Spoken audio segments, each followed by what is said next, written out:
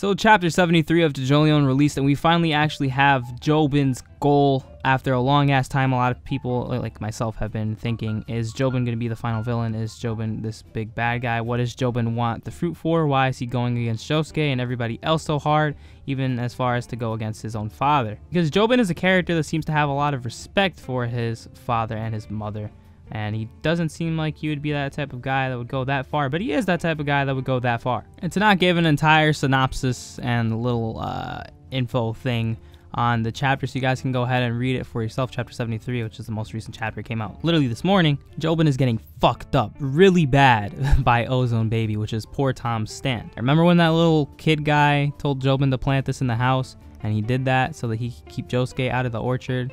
It ended up backfiring on him, and now Jobin and his son are getting hurt, as well as everybody else that's in the vicinity of the house. Ozone Baby is working with air pressure, and it's making all of the blood vessels in everybody's bodies swell up, so they're pretty much bleeding out from the inside out, and they're getting hurt really badly. Even the damn dog is getting hurt. Like, seriously, Araki, please stop hurting the dog. Don't hurt dogs anymore. Don't do it, please. No more dog abuse. Save the doggo. But we get a big ass double spread panel of Jobin rapid punching Ozone Baby, and Speed King goes spee, and the punches have a doba sound effect. And then it goes spee-ya, so Speed King goes spee and spee-ya. That's great. That's an amazing battle cry, honestly. And doba on the punch sound effects, that's fucking cool. Also, Speed King was able to ignite and start a car and then move the car so that it could push Jobin and Tsurugi inside.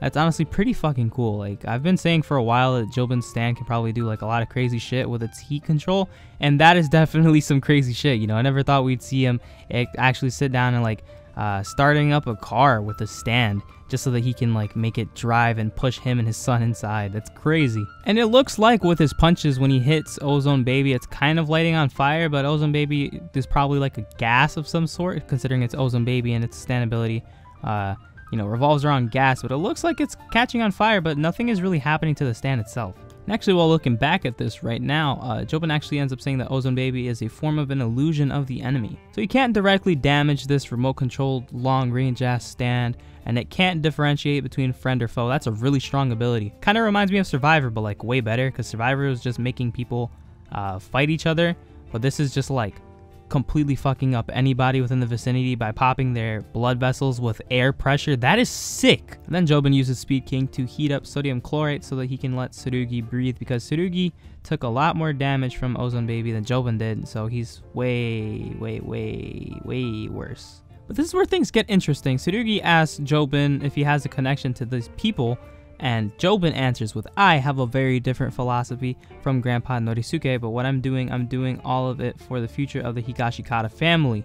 And that's when he says he will make any sacrifice he has to make, or pay any price he has to pay, to lift the curse on the Higashikata family. Your illness, I swear I'll cure it.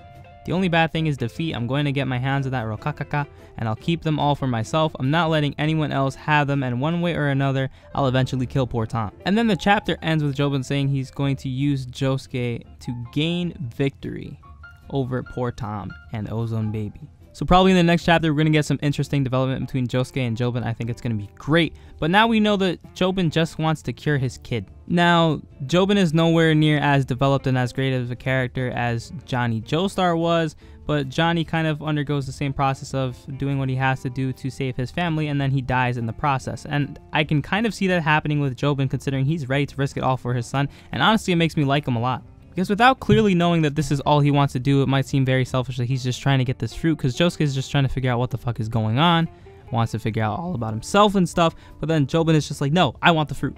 And he's just being all, you know, about it. But now we know that Jobin is being all about it because he wants to save his son. That's so wholesome. What a good guy. And the fact that he realized he messed up for trying to resort to dirty tricks with other people that are also out to get him ended up putting him and his son in danger, and him realizing that that was a bad idea and immediately regretting it and trying to correct his mistake by doing whatever he can. Dude, seriously, the character just like, wow, we got everything we needed from Jobin in this chapter. It's crazy. And again, I kind of feel like Jobin is gonna either die soon or not die soon. I'm more leaning towards him dying. I think he might die soon. This just seems like some shit where it's like He's going to save his son, but in the process, he's going to get killed. And then we're going to get the big bad, because honestly, it doesn't seem like he'd be a big bad at this point anymore, just because of this. He could still be. We don't know what's going on completely yet still with JoJolion, which is like my big problem with it, is I still think that the pacing is a little weird, but we do finally have a goal for Jobin, and we actually finally know after all these chapters that he just wants to save his son. Let me know what you guys feel about the chapter, how you feel about Jobin. Leave all of that stuff in the comments down below. Tell me what you think is going to happen next chapter. Do you think Jobin is going to try and fight Josuke? Do you think he's going to try and team up with Josuke to get rid of Ozone Baby? I'm not sure at this point, because he says he's going to use Josuke and gain victory no matter what. He's not going to be defeated. So this could go like a bunch of ways. I think Jobin could potentially die soon. Maybe next chapter he might just end up dying. Or we might think he's dead and then he's not dead. Or he'll be okay and maybe he tries to get Josuke killed. Or maybe he tries to team up with Josuke. There's just so many possibilities here for so much crazy shit that can happen. So let me know what you guys think down below in the comments. I'm excited. I'm happy that we finally get to know more about this character's actual motives. And, you know, they're actually adding more to his character arc. It's good. It's great. They made me feel very wholesome this morning. I'm excited. Thank you guys for watching. I will see you guys next time. Oh, and remember to leave a like on the video and share it with people, because they might like Jobin. They might not like Jobin. They might like Jobin more after this chapter. They might want to get into JoJolion. There's actually, you know, stuff that's going on, because it has been taking a while. I always make the joke that, oh, you know, it's just dragging on like crazy. But it kind of does. Kind of doesn't. I'm starting to drag this on. I got to go eat. I'm hungry. I just did a bunch of shit. Clean snow. It's rough out here. Thank you guys. I'll see you guys next time.